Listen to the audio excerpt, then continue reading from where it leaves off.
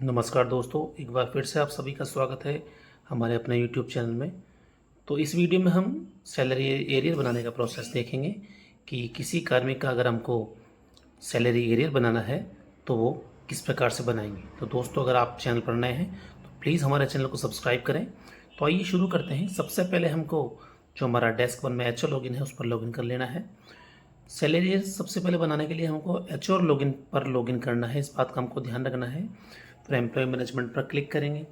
अब employ management पर click करने के बाद जो हमारा है इंटरफेस है वो इस तरह से खुलेगा। तो इसके बाद हमको जो सबसे पहले जो कार्य करना है वो है, हमको सबसे पहले एम्प्लॉय मैनेजमेंट पर क्लिक करना है। उसके बाद में एम्प्लॉय मॉडिफिकेशन पर क्लिक करना है। उसके बाद में पे एंटाइटलमेंट हिस्ट्री, यानी हमको सबसे पहले कार्मिक की पे एंटाइटलमेंट हिस्ट्री जो है वो क्रिएट करनी पड़ेगी। तो जो कार्मिक है जिसका हमको एरियर बनाना है उसको सेलेक्ट कर लेंगे और एड एंटाइटलमेंट हिस्ट्री पर क्लिक कर देंगे।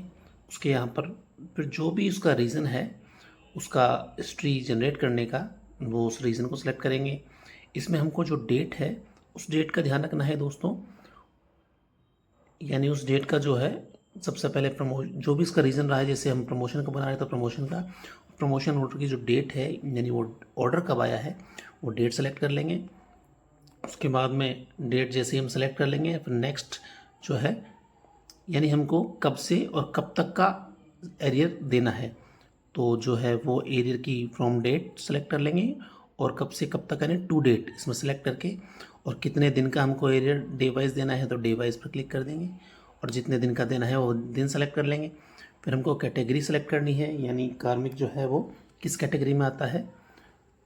उसके बाद में राजस्थान एजुकेशनल सर्विस, क्योंकि हम एजुकेशनल सर्विस का जो बना रहे हैं एरियर। उसके बाद जो है उसकी पोस्ट को हमको सेलेक्ट कर लेना है। तो ये पोस्ट सेलेक्ट करने के बाद में जो 7th पे कमीशन है उस पर कर लेंगे। फिर जो है हमको जो लेवल सेलेक्ट करना है वो पुराना वाला लेवल सेलेक्ट करना है, यानी जिस लेवल से उसका एरियर बनाना है, और उसकी जो वर्तमान जो बेसिक पे है उसको सेलेक्ट कर लेना है। इस प्रकार फिर डीए, उसके बाद गवर्नमेंट क्वार्टर को अगर यस है तो यस वरना नो, फिर एचआरए सेलेक्ट कर लेना है। इस प्रकार हम पे एंटाइटलमेंट हिस्ट्री जो है वो जनरेट कर सकते हैं। तो इस तरीके से फिर हमको डॉक्यूमेंट भी अपलोड करने होंगे और एड पे एंटाइटलमेंट हिस्ट्री पर क्लिक करके उसको पे एंटाइटलमेंट क्रिएट कर लेना है।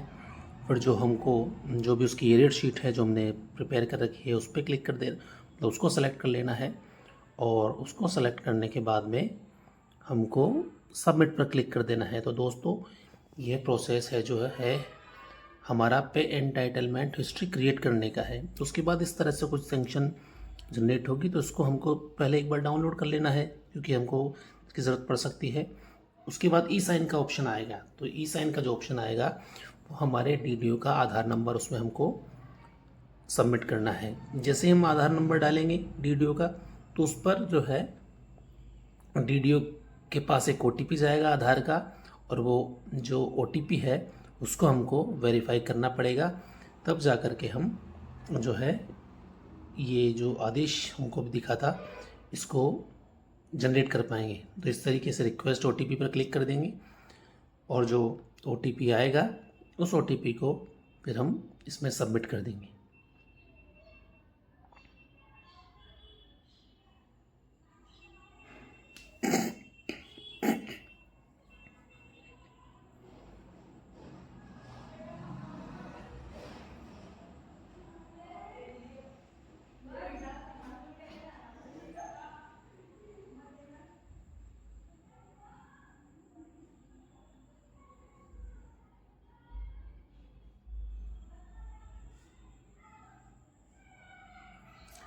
और ओटीपी सबमिट करने के बाद जो है हमारा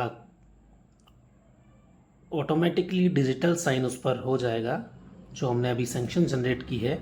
इस तरीके से सैलरी एरियर की हम सेंक्शन को जनरेट कर देंगे। सक्सेसफुल पर ओके करेंगे तो हम देख सकते हैं हमारा इस तरह से सेंक्शन जनरेट हो जाएगा। इसको हम डाउनलोड कर लेंगे और इस तरह से राइट का निशान भी इस पर आ चुका है, यानी डिजिटल सिग्नेचर हो चुके हैं। तो डाउनलोड कर लेंगे, इसका एक प्रिंट लेकर रख लेंगे हमारे फ्यूचर के लिए, हमको बाद में ज़रूरत पड़ सकती है इसके लिए। तो इस तरीके से ये हमारा एक प्रोसेस कंप्लीट हो गया है और हमारा एचओ लेवल का जो काम था वो कंप्लीट हो गया है। यानी एचओ लेवल पे हमको क्या करना था, पे एंटाइटलमेंट हिस्ट्री क्रिएट करनी थी। तो इस तरीके से हिस्ट्री हम क्रिएट कर लेंगे और इसका जो सैंक्शन हमारा निकला है उसका प्रिंट लेके हम रख लेंगे।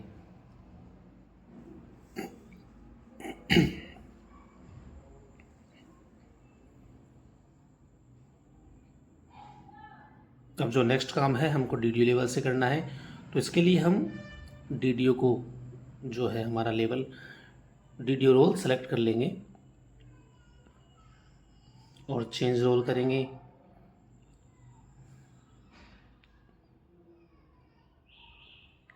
फिर हम डीडीओ रोल सेलेक्ट कर लेंगे, डेस्क 2 में जा कर के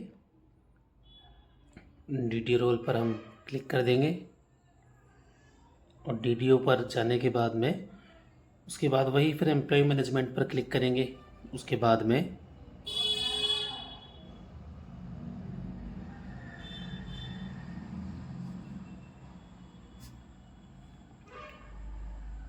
एम्प्लॉय मैनेजमेंट पर हम क्लिक करने के बाद में एम्प्लॉय मॉडिफिकेशन और उसके बाद में फिर हम पे एंटाइटलमेंट हिस्ट्री,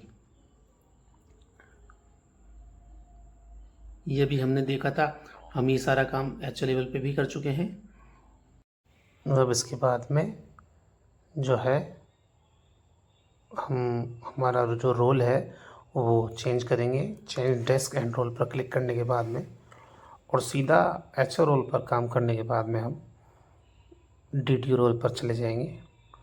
अब हमारा जो है बिल फॉरवर्ड का प्रोसेस शेष है, इसलिए हम डीडीओ रोल पर जाएंगे और डीडीओ रोल पर जाने के बाद में एम्प्लॉय मैनेजमेंट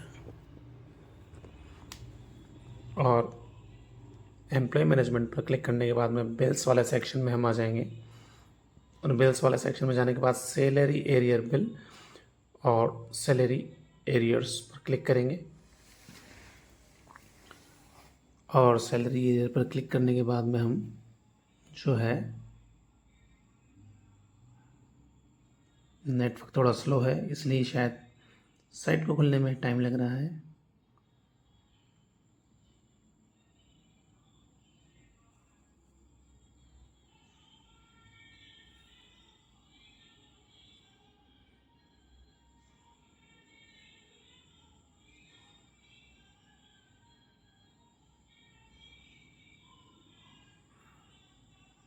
जैसे हम इस पर पहुंचेंगे उसके बाद में no area request, no ad request पर हम क्लिक कर देंगे और हमारा एम्प्लॉय जो है उसको सेलेक्ट कर लेंगे जिसका हमको ऐड करना है। जो अभी हमने जनरेट की है उस पर डेट वाइज हम देख लेंगे और उस पर क्लिक कर देंगे।